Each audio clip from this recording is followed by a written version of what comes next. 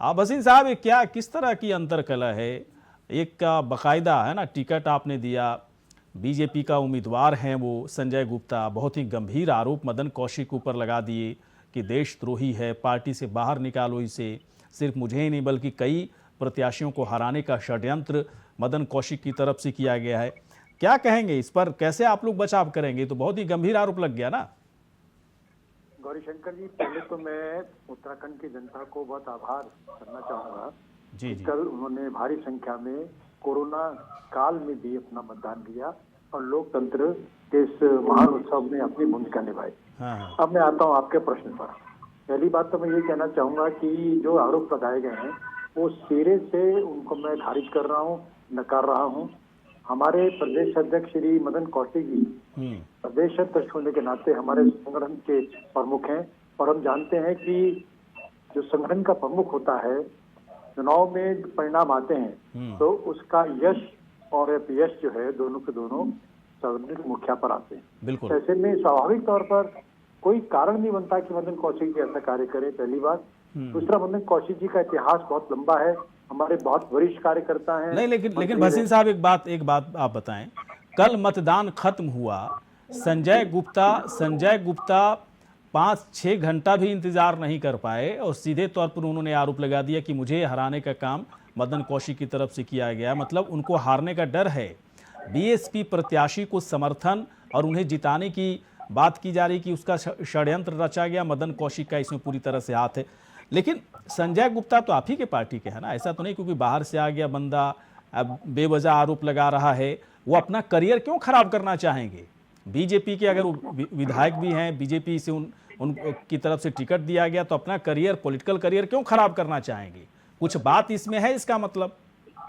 देखिए, मैं इसको इस रूप में कहता हूँ आपसे कि पहली बात तो ये हमारी 70 विधानसभाओं में से एक विधानसभा का प्रसंग है, बाकी कहीं ऐसा कोई मुद्दा ना था ना है, एक बात। दूसरी बात, पार्टी ने इसका संज्ञान लिया है, जो उनका वीडियो वायरल हुआ क्या? है। अच्छा, क्या संज्ञान लिया, जरा यही तो मैं जानना चाह रहा था बसिन जी। क्या संज्ञान लिया है? हाँ। और इसको हमारे प्रदेश तरफ से हमने इसको अपने वरिष्ठ नेतृत्व को भी इसको प्रेषित कर दिया है कि इस प्रकार की बात सामने आ रही है और आगे जो हमारी संगठनात्मक प्रणाली है उसका अनुरूप हम आगे जो उचित कदम होगा हम उठाएंगे।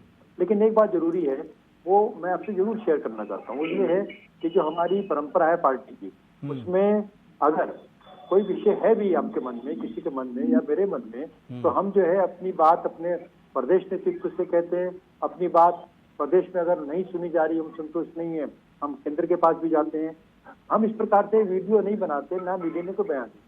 अब संजय जी ने ऐसा किया, इसके बारे में उनसे पूछा ही जाएगा। लेकिन अभी जो तत्काल की स्थिति है कि हमने इसका संज्ञान ले लिया है और इसकी जानकारी प्रदेश से हमने अपने वरिष्ठ नेतृत्व को भी दी है और आगे जो भी कार्रवाई होगी तो हमारी पार्टी की। लेकिन भसीन जी, आप बहुत ही नॉर्मली इस बात को कह रहे हैं कि देखिए सब कुछ ऑल इज वेल है, हमने संज्ञान ले लिया है। ये अच्छा तो नहीं लगा, क्योंकि अगर उन्हें कोई दिक्कत थी तो आप पार्टी लेवल से बातचीत हो सकती थी। सीधे मीडिया पर आकर उन्होंने धड़ाधड़ जो है आरोप लगा दिया, देशद्रोही बता दिया, पार्टी से बाहर निकालो मदन कौशिक को। मुझे हम लोगों के पास एक जानकारी और आ रही है कि अंतर्कलह बहुत ज़्यादा बढ़ गई है बीजेपी के अंदर, क्योंकि बीजेपी को ऐसा लगने लगा है कि शायद कई सीटों पर जो आप लोग दावे कर रहे हैं ना 60 से ज़्यादा, वो तो खैर नहीं आने वाले, लेकिन उससे ज़्यादा आपको नुकसान होने की आशंका जाहिर कई लोग कर रहे हैं। इस वजह से भी ऐसी कोई बात तो नहीं है भसीन जी? गौरीशंकर, ये तो विचित्र बात होगी।